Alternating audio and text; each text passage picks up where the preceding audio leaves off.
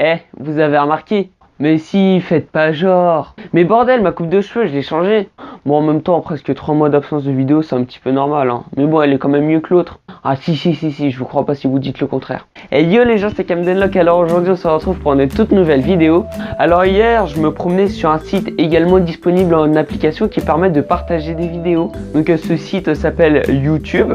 Et là, j'ai vu la vidéo d'un YouTuber que j'apprécie sous le pseudonyme de Pun. Il a sorti une vidéo où est-ce qu'il pronostiquait le gagnant pour la Coupe du Monde qui aura lieu en Russie à partir du 14 juin. Et je me suis dit qu'on n'avait pas tous les mêmes avis. Et c'est pour ça qu'aujourd'hui, je vais donc le plagier en faisant la même vidéo que lui. Ah oui, mais faut assumer plagier dans la vie. Mais bon, c'est aussi marrant de partager les avis de chacun parce que tout le monde n'est pas forcément d'accord. Et c'est pour ça qu'aujourd'hui, je vais faire une vidéo sur mobile. Ah non, mais t'as cru une vidéo sur PC, mais t'es fou toi, on n'est pas... Enfin bref, mon PC c'est de la merde, j'ai pas de câble pour le relier à la box, c'est à l'autre bout de mon foyer. Et là tu vas me dire, mais connecte-le en Wi-Fi, sauf qu'il faut que j'achète une clé internet. Ah oui, parce que moi je suis sur Windows 7. Hein. Et là tu vas dire, fais un partage de co, oui mais je suis chez Free c'est de la merde, ça déconne, donc je ne peux pas. Enfin bref, une vraie galère. Mais bon, une vidéo sur mobile de temps en temps, ça va, ça dérange pas. Et donc voilà, on se retrouve sur mon téléphone, on va donc pronostiquer toute la Coupe du Monde, donc c'est parti. Donc qui serait premier du groupe A? Alors nous avons le choix entre la Russie, l'Uruguay, l'Égypte et l'Arabie Saoudite. Bon, sans surprise, l'Uruguay. En deuxième, disons que c'est assez chaud parce que l'Égypte ils sont chauds. Mais bon, la Russie après, elle est quand même à domicile, donc je mettrai la Russie.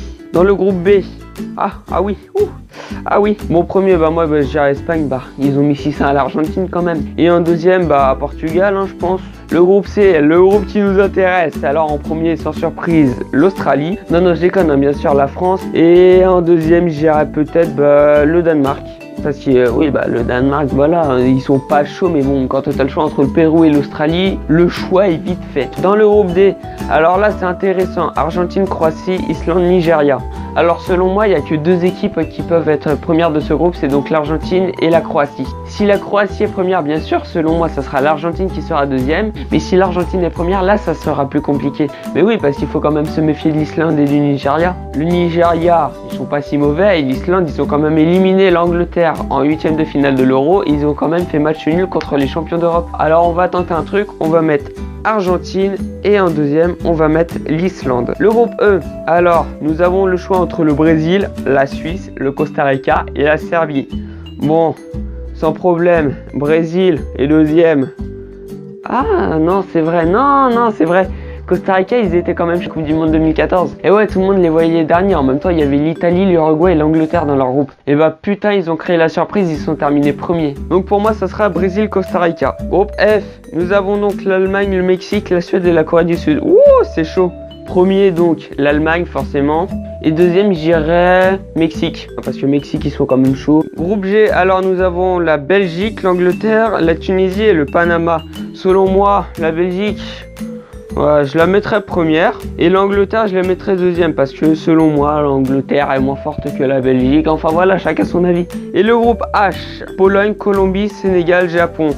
Alors je mettrais en premier la Colombie parce que la Colombie ils sont quand même chauds. Et en deuxième la Pologne parce que la Pologne aussi ils sont chauds. Maintenant cliquons sur phase finale. Donc en phase finale, le vainqueur du premier huitième de finale. Uruguay, Portugal, je mettrais le Portugal. Le Portugal, oui, ils vont enfler l'Uruguay selon moi. Et le deuxième, France-Islande. La France bien sûr. Alors après, Brésil-Mexique, ouh, chaud, Brésil. Même si Brésil-Mexique, ils avaient fait match nul en 2014. Match nul avec un gardien mexicain, Ochoa, wow, il était tellement chaud. Et qui affronterait le Brésil? Nous aurons donc le choix entre la Belgique et la Pologne. Belgique. Alors le cinquième huitième de finale, Espagne-Russie. Espagne. Et pour les affronter, Argentine-Danemark. Argentine. Après, Allemagne-Costa Rica. L'Allemagne. Et Colombie-Angleterre. L'Angleterre, selon moi, ils vont encore décevoir pendant la Coupe du Monde. Et après, quart de finale. Portugal-France, ah là, je l'attends tellement ce match. Revanche de la France. Ah, 2016, putain, ça fait mal. Après, Brésil-Belgique, le Brésil, hein. Espagne-Argentine, chaud mais l'Espagne. Allemagne-Colombie, Bah l'Allemagne, les champions du monde sortants. Et là, ça devient plus que chaud. France-Brésil, je sais pas, mais la France, elle pourrait créer la surprise. Le Brésil, bah c'est le Brésil quoi, 5 fois champion du monde. On peut pas lutter, mais bon, la France, selon moi, elle a quand même ses chances. Hein. Donc du coup, je mettrai la France. Et après, Espagne-Allemagne, bon bah j'irai les Allemands, ce qui nous ferait une finale France-Allemagne. Et là, chaud.